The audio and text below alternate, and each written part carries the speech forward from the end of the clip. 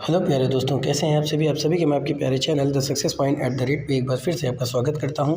आज का सेशन बहुत ही लाजवाब होगा, बहुत ही अच्छा सेगमेंट होगा।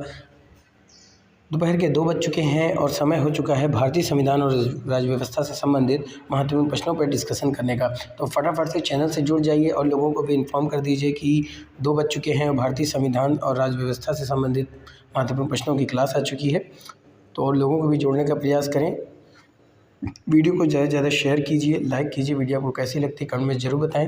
प्रयास कीजिए कि आपके साथ साथ और लोगों को भी फ़ायदा हो, क्योंकि ये वीडियो फ्री ऑफ कॉस्ट है। आपके छोटे से कदम से किसी की बहुत बड़ी हेल्प हो सकती है, और जब उनके दिल से जो दुआ निकलेगी, आप यकीन मानिए आपका सिलेक्शन कोई रोक नहीं सकता दोस्तों। क्योंकि हेल्प करना इंसान की सबसे बड़ी अच्छी इंसानियत होती है। तो हेल्पिंग नेचर रखिए, मदद कीजिए दूसरों की, और साथ ही संघर्ष और मेहनत से पीछे नहीं भागना है। जितनी अच्छी आपकी मेहनत होगी, जितनी लगन के साथ आप मेहनत करेंगे, उतनी जल्दी आपको सफलता प्राप्त होगी। सफलता उन्हीं को प्राप्त होती है दोस्तों जिनके अंदर मेहनत, धैर्य और आत्मविश्वास होता है। तो चलिए देखते हैं भारतीय संविधान और राज्य व्यवस्था के अंतर्गत आज कौन से प्रश्नों को रखा गया है। तो चैनल को सब्सक्राइब कर दीजिए, बेल आइकन ऑन कर दीजिए ताकि वीडियो की अपडेट आपको मिलती रहे। सुबह के 11 बजे हम भूगोल से संबंधित महत्वपूर्ण प्रश्न में डिस्कशन करते हैं। दोपहर 2 बजे भारतीय संविधान राज्य व्यवस्था से, और रात के 8:05 पे जो क्लास आती है वो हिस्ट्री से संबंधित होती है। तो तीनों क्लास को मिस बिल्कुल मत करें। ज़्यादा से ज़्यादा लोग इस चैनल से जुड़ने का प्रयास कीजिए ताकि महत्वपूर्ण प्रश्न प्राप्त हो सके और आप सिलेक्शन सुनिश्चित कर सकें।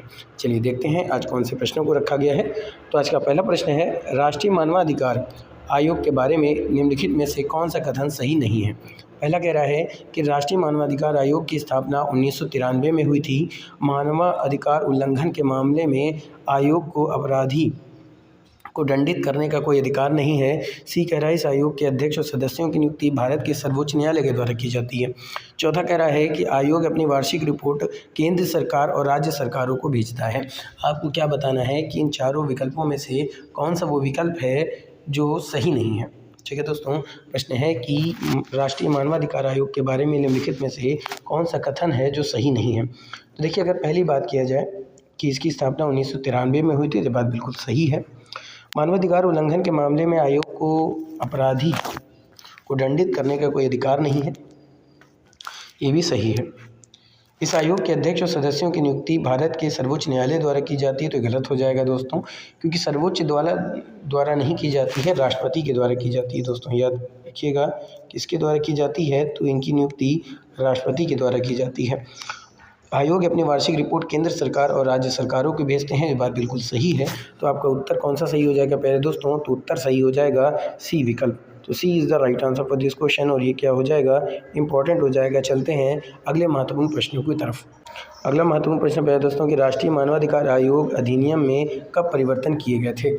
प्रश्न को ध्यान से सुनिएगा कि राष्ट्रीय मानवाधिकार आयोग अधिनियम में परिवर्तन कब किए गए थे। 2001 में, 1999 में, 2006 में या फिर 2016 में। बात समझ आ रही है दोस्तों, राष्ट्रीय मानवाधिकार आयोग अधिनियम में कब परिवर्तन किए गए थे, ये आपसे पूछा जा रहा है। आपका विकल्प है 2001, 1999, 2006 या फिर 2016 दोस्तों। तो राष्ट्रीय मानवाधिकार आयोग का गठन कब किया गया था, तो 1993 में किया गया था। और उसमें अधिनियम में परिवर्तन कब किए गए थे, तो 2006 में परिवर्तन किए गए थे दोस्तों। कब परिवर्तन किए गए थे, 2006 में परिवर्तन किए गए थे। C is the right answer for this question, और ये क्या हो जाएगा, इंपॉर्टेंट हो जाएगा। अगला प्रश्न कह रहा है कि राष्ट्रीय विकास परिषद की स्थापना कब हुई थी। राष्ट्रीय विकास परिषद की स्थापना कब हुई थी। आपका विकल्प है 1951, 1952, 1948, 1950 दोस्तों।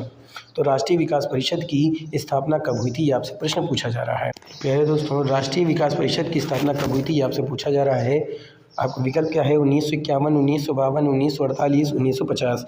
तो राष्ट्रीय विकास परिषद की स्थापना हुई थी प्यारे दोस्तों 6 अगस्त को। कब हुई थी, 6 अगस्त को हुई थी। वो वर्ष कौन सा था, तो वर्ष था 1952। तो यहाँ पे विकल्प क्या दे रहा है, 1952 बी विकल्प में दे रहा है प्यारे दोस्तों। तो बी विकल्प सही हो जाएगा। तो B is the right answer for this question, और ये क्या हो जाएगा, इंपॉर्टेंट हो जाएगा।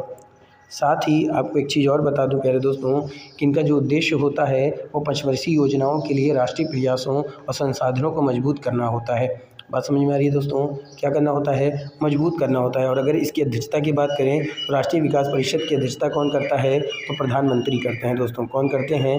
प्रधानमंत्री करते हैं, याद रखिएगा। कौन करते हैं? प्रधानमंत्री करते हैं। की अध्यक्षता जो है वो प्रधानमंत्री करते हैं। ठीक है, आगे चलते हैं। अगला प्रश्न है कि राष्ट्रीय विकास परिषद के बारे में निम्नलिखित में से कौन सा कथन सही है? राष्ट्रीय विकास परिषद के बारे में कौन सा कथन सही है, ये आपसे प्रश्न पूछा जा रहा है। आपका विकल्प क्या है? या एक संवैधानिक निकाय है, या एक वैधानिक निकाय है। इसका अध्यक्ष वित्त मंत्री होता है। सभी राज्यों के मुख्यमंत्री इसके सदस्य होते हैं। तो राष्ट्रीय विकास परिषद के बारे में कौन सा कथन सही है, ये आपसे पूछ रहा है। तो प्यारे दोस्तों, अगर आपसे बात किया जाए तो देखिए, यह एक संवैधानिक निकाय है, ये गलत हो जाएगा दोस्तों। ठीक है, क्या हो जाएगा? यह एक संवैधानिक निकाय है, ये गलत हो जाएगा। यह एक वैधानिक निकाय है, तो ये भी गलत हो जाएगा दोस्तों। इसका अध्यक्ष वित्त मंत्री नहीं होता है, क्योंकि प्रधानमंत्री होता है इसका अध्यक्ष। तो विकल्प कौन सा सही हो जाएगा? डी विकल्प, कि सभी राज्यों के मुख्यमंत्री क्या होते हैं? इसके सदस्य होते हैं दोस्तों। तो डी विकल्प सही हो जाएगा। D is the right answer for this question, और ये इंपॉर्टेंट हो जाएगा। अगला प्रश्न क्या है? राष्ट्रीय विकास परिषद का पादेन अध्यक्ष कौन होता है? राष्ट्रीय विकास परिषद का पादेन अध्यक्ष कौन होता है, ये आपसे प्रश्न पूछ रहा है दोस्तों। आपके विकल्प हैं भारत के राष्ट्रपति, भारत के प्रधानमंत्री, भारत के वित्त मंत्री, भारत के उपराष्ट्रपति। तो राष्ट्रीय विकास परिषद के बारे में अगर हम बात करें तो राष्ट्रीय विकास परिषद की स्थापना कब हुई थी प्यारे दोस्तों? तो इसकी स्थापना हुई थी 6 अगस्त 1952 को। कब हुई थी? 6 अगस्त 1952 को हुई थी। इनकी अध्यक्षता प्रधानमंत्री करते हैं। इनकी पादेन अध्यक्ष कौन होते हैं? तो इनके पादेन अध्यक्ष होते हैं प्यारे दोस्तों भारत के प्रधानमंत्री। तो आपका बी विकल्प सही हो जाएगा। तो B is the right answer for this question, और ये इंपॉर्टेंट हो जाएगा। चलते हैं अगले महत्वपूर्ण प्रश्न की तरफ। यहाँ से आपने क्या देखा दोस्तों कि राष्ट्रीय विकास परिषद के पादेन अध्यक्ष कौन होते हैं, यानी उनकी अध्यक्षता कौन करता है? तो प्रधानमंत्री करते हैं। कौन करते हैं? भारत के प्रधानमंत्री करते हैं। B is the right answer for this question, और ये क्या हो जाएगा? इंपॉर्टेंट हो जाएगा। इनका उद्देश्य क्या होता है कि पंचवर्षीय योजनाओं में सहयोग देना होता है केंद्र भारतीय सरकार का। ठीक है दोस्तों, बात समझ में आ रही है। और इसके जो सदस्य होते हैं वो मुख्यमंत्री होते हैं। ठीक है, सभी राज्यों के मुख्यमंत्री क्या होते हैं? इसके सदस्य होते हैं। ठीक है दोस्तों, और ये कौन सा निकाय है? तो गैर वैधानिक निकाय है। क्या है? गैर वैधानिक निकाय है, ये भी याद रखिएगा, ये गैर वैधानिक निकाय है। ठीक है, अगले प्रश्न की तरफ चलते हैं। अगला प्रश्न क्या कह रहा है? कह रहा है कि भारत की पंचवर्षीय योजना को अंतिम मंजूरी कौन देता है? भारत की पंचवर्षीय योजना को अंतिम मंजूरी कौन देता है? भारत के प्रधानमंत्री, भारत के वित्त मंत्री, भारतीय योजना आयोग, राष्ट्रीय विकास परिषद। कौन देता है दोस्तों? को मंजूरी कौन देता है? भारत की पंचवर्षीय योजना को अंतिम मंजूरी कौन देता है? भारत के प्रधानमंत्री, भारत के वित्त मंत्री, भारतीय योजना आयोग, या राष्ट्रीय विकास परिषद। तो इसका सही उत्तर क्या होगा दोस्तों? तो भारत की पंचवर्षीय योजना को जो अंतिम मंजूरी प्रदान करने का जो उद्देश्य है, जो कार्य है, वो किसका होता है? तो राष्ट्रीय विकास परिषद का होता है। प्यारे दोस्तों, किसका होता है? राष्ट्रीय विकास परिषद का होता है। तो डी विकल्प सही हो जाएगा। तो D is the right answer for this question. और राष्ट्रीय विकास परिषद की अध्यक्षता कौन करते हैं? तो वो प्रधानमंत्री करते हैं दोस्तों। कौन करते हैं? राष्ट्रीय विकास परिषद की अध्यक्षता प्रधानमंत्री करते हैं। ठीक है, आगे चलते हैं।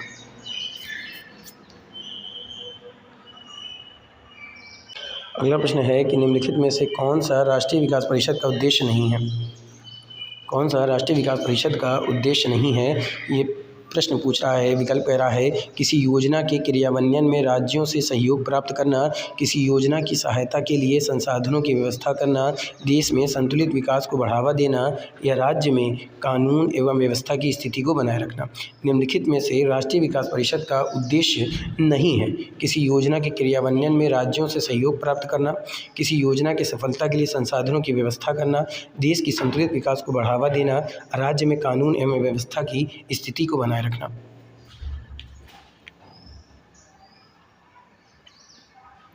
तो प्यारे दोस्तों, अगर बात किया जाए राष्ट्रीय विकास परिषद के उद्देश्य की,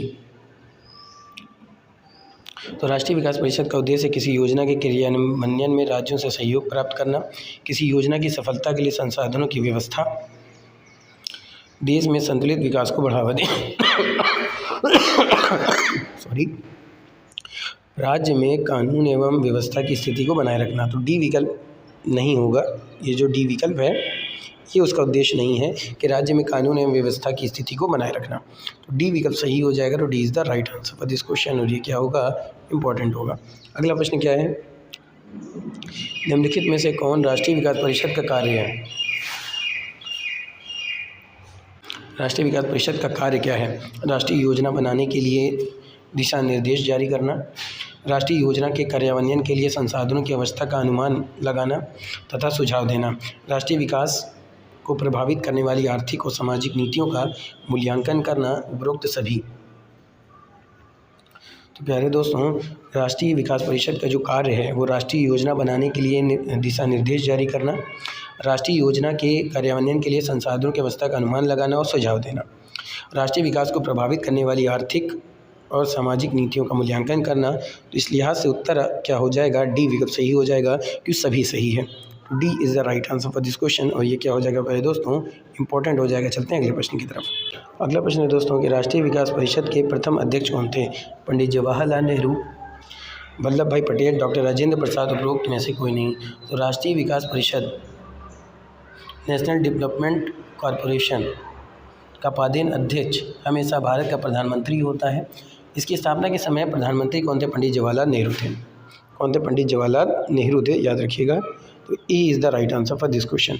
राष्ट्रीय विकास परिषद को प्यारे दोस्तों एनडीसी के नाम से भी जाना जाता है। किस नाम से जाना जाता है? एनडीसी के नाम से भी जाना जाता है। प्यारे दोस्तों, राष्ट्रीय विकास परिषद यानी एनडीसी का फुल फॉर्म क्या होता है? National defence council. क्या होता है?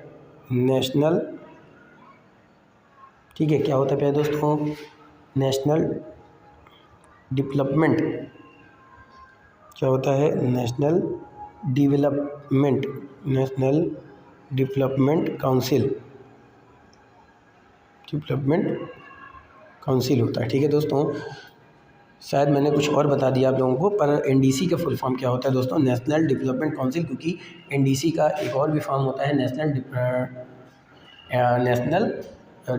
डेवलपमेंट कॉरपोरेशन भी होता है दोस्तों। इसलिए बहुत सारे फुल फॉर्म होते हैं, पर इसके अकॉर्डिंग राष्ट्रीय विकास परिषद के अकॉर्डिंग क्या हो जाएगा यहाँ पे? नेशनल डेवलपमेंट काउंसिल हो जाएगा। तो ये इंपॉर्टेंट हो जाएगा पहले दोस्तों। चलते हैं अगले प्रश्न की तरफ। अगला प्रश्न क्या है, निम्नलिखित में से कौन राष्ट्रीय विकास परिषद का सदस्य नहीं है? राज्य का राज्यपाल, राज्य का मुख्यमंत्री, योजना आयोग के सदस्य, सभी कैबिनेट मंत्री। तो दोस्तों अगर बात किया जाए निम्नलिखित में से कौन राष्ट्रीय विकास परिषद का सदस्य नहीं है, तो वो होते हैं राज्य के राज्यपाल। तो ए विकल्प यहाँ पे सही हो जाएगा। तो A is the right answer for this question. ये इंपॉर्टेंट हो जाएगा। एनडीसी में प्रधानमंत्री, केंद्रीय मंत्री, सभी राज्यों के मुख्यमंत्री और योजना आयोग के सदस्य शामिल होते हैं, पर राज्यपाल शामिल नहीं होता है दोस्तों। ठीक है, आगे चलते हैं। तो यहाँ से आपने क्या देखा कि निम्नलिखित में से कौन राष्ट्रीय विकास परिषद का सदस्य नहीं है, तो वो है राज्य के राज्यपाल। तो A is the right answer for this question. और ये क्या हो जाएगा? इंपॉर्टेंट हो जाएगा पहले दोस्तों। अगला प्रश्न क्या है, राष्ट्रीय विकास परिषद की बैठक वर्ष में कम से कम कितनी बार होनी चाहिए? 1 बार, 2 बार, 3 बार या फिर 5 बार? राष्ट्रीय विकास परिषद की बैठक वर्ष में कम से कम कितनी बार होनी चाहिए, ये आपसे प्रश्न पूछा जा रहा है। 1 बार, 2 बार, 3 बार, 4 बार। तो पहले दोस्तों यह एक संवैधानिक बाध्यता नहीं है, लेकिन परंपरा और प्रशासनिक निर्देशों के अनुसार जो एनडीसी है, नेशनल डेवलपमेंट काउंसिल की बैठक वर्ष में कम से कम 2 बार आयोजित की जानी चाहिए। कितनी बार पहले दोस्तों? 2 बार आयोजित की जानी चाहिए। तो बी विकल्प सही हो जाएगा। तो B is the right answer for this question. और ये क्या हो जाएगा? इंपॉर्टेंट हो जाएगा। राष्ट्रीय विकास परिषद को पहले दोस्तों एनडीसी के शॉर्ट फॉर्म से जानते हैं, और एनडीसी का फुल फॉर्म क्या होता है? National development council. इसकी स्थापना कब हुई थी? तो 6 अगस्त 1952 को। अगला प्रश्न है दोस्तों कि सुप्रीम कोर्ट के जजों की संख्या को कौन बदल सकता है? राष्ट्रपति, आदेश, कानून द्वारा संसद, सुप्रीम कोर्ट की अधिसूचना, केंद्र सरकार की अधिसूचना। समझे दोस्तों, सुप्रीम कोर्ट के जजों की संख्या को कौन बदल सकता है? राष्ट्रपति आदेश, कानून द्वारा संसद, सुप्रीम कोर्ट की अधिसूचना, केंद्र सरकार की अधिसूचना।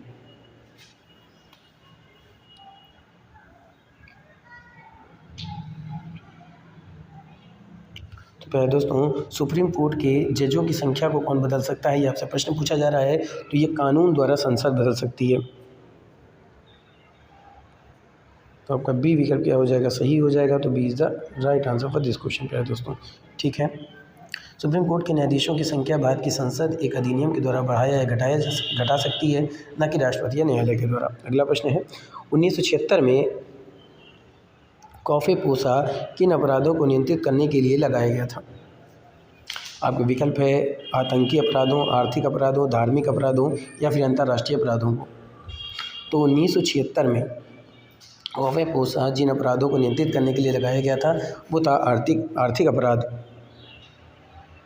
आर्थिक अपराधों को नियंत्रित करने के लिए यानी आर्थिक अपराधों पर रोक लगाने के लिए कॉफेपोसा को लाया गया था 1976 में। तो बी विकल्प सही हो जाएगा।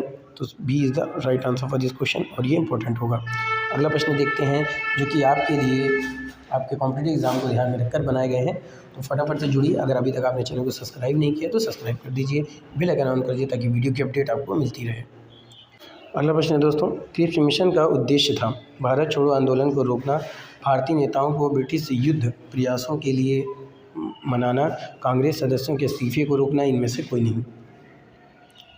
क्रिप्स मिशन का उद्देश्य क्या था। तो सबसे पहले प्यारे दोस्तों क्रिप्स मिशन की हम बात करें तो क्रिप्स मिशन जो था वो 1942 में लाया गया था। कब लाया गया था दोस्तों। तो क्रिप्स मिशन जो है वो 1942 में लाया गया था। क्रिप्स मिशन का उद्देश्य था भारतीय राष्ट्रीय नेतृत्व को द्वितीय विश्व युद्ध में ब्रिटेन के लिए समर्थन देने के लिए राजी करना। इसके बदले में युद्ध के बाद भारत को डोमिनियन स्टेट देने का प्रस्ताव भी रखा गया था। तो क्रिप्स मिशन का उद्देश्य क्या था। तो वो था भारतीय नेताओं को ब्रिटिश युद्ध प्रयासों के लिए मनाना। तो आपका बी विकल्प सही हो जाएगा। तो B is the right answer for this question प्यारे दोस्तों। अगला प्रश्न क्या कह रहा है कि परमादेश की रिट निम्नलिखित में से किस उद्देश्य के लिए उपलब्ध है। मौलिक अधिकारों के प्रवर्तन, अदालत या न्यायिक न्यायाधिकरण को अपने क्षेत्राधिकार का प्रयोग करने के लिए मजबूर करना जब उसने उसका अभ्यास करने से इनकार कर दिया, एक सरकारी अधिकारी या सरकार को निर्देश देना जो कानून को लागू नहीं करता हो, जो असंवैधानिक है। और डी विकल्प कह रहा है सभी। तो परमादेश की रिट निम्नलिखित में से किस उद्देश्य की उपलब्धि के लिए की जाती है। तो याद रखिएगा मौलिक अधिकार को लागू करने के लिए, न्यायिक प्राधिकरण को अपना वैधानिक कर्तव्य निभाने के लिए, सरकारी अधिकारी को उसका निष्पादन योजना कानूनी कर्तव्य पूरा कराने के लिए इसका प्रयोग किया जाता है यानी परमादेश। तो इसका सही उत्तर क्या हो जाएगा दोस्तों, ये सभी। क्या हो जाएगा, ये सभी। तो आपका डी विकल्प सही हो जाएगा। तो D is the right answer for this question और ये क्या हो जाएगा, इंपॉर्टेंट हो जाएगा। अगले प्रश्न को देखते हैं जो कि आपके लिए इंपॉर्टेंट है।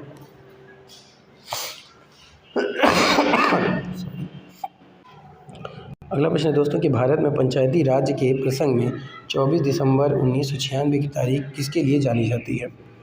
भारत में पंचायती राज के प्रसंग में 24 दिसंबर 1996 की जो तारीख है वो किस लिए जानी जाती है।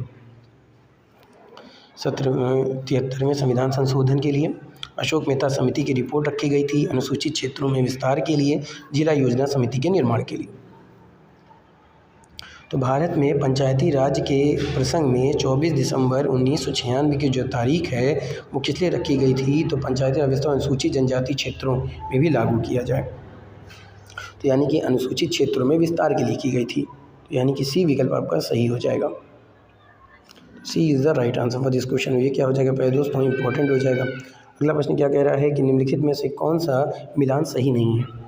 भारत का राष्ट्रीय पशु पैंथेरा टिग्रिस है, भारत का राष्ट्रीय पक्षी पावो क्रिस्टेसस है और भारत का राष्ट्रीय फल मैग्नीफेरा इंडिका है, या सभी सही है। तो निम्नलिखित में से कौन सा मिलान सही नहीं है, इसका उत्तर देना है दोस्तों। तो अगर हम भारत के राष्ट्रीय पशु की बात करें तो बाघ होता है, तो ये गलत हो जाएगा दोस्तों। राष्ट्रीय पक्षी की बात करें तो मोर होता है और राष्ट्रीय फल की बात करें तो आम होता है, तो ये गलत है। तो ये सभी सही नहीं है। कौन सा सही नहीं है प्यारे दोस्तों, माफ़ कीजिएगा, यहाँ पे देखिए सबका वैज्ञानिक नाम दिया गया है। तो भारत का जो राष्ट्रीय पशु है राष्ट्रीय पशु यानी बाघ, बाघ को ही प्यारे दोस्तों पैंथेरा टिग्रिस कहते हैं, वैज्ञानिक नाम है। बाघ का राष्ट्रीय पक्षी पावो क्रिस्टेसस है। बाघ का राष्ट्रीय फल मैग्नीफेरा इंडिका, मैंने ध्यान नहीं दिया था, ये वैज्ञानिक फल है, माफ़ कीजिएगा वैज्ञानिक नाम है, और इस लिहाज से ये सभी सही हैं, सभी सही हैं। D is the right answer for this question, और ये आपके लिहाज से इंपॉर्टेंट होगा आपके एग्ज़ाम के लिए। अगला प्रश्न है दोस्तों कि निम्नलिखित में से कौन सा कथन सही है? राज्यपाल और राष्ट्रपति दोनों संवैधानिक पद पर हैं।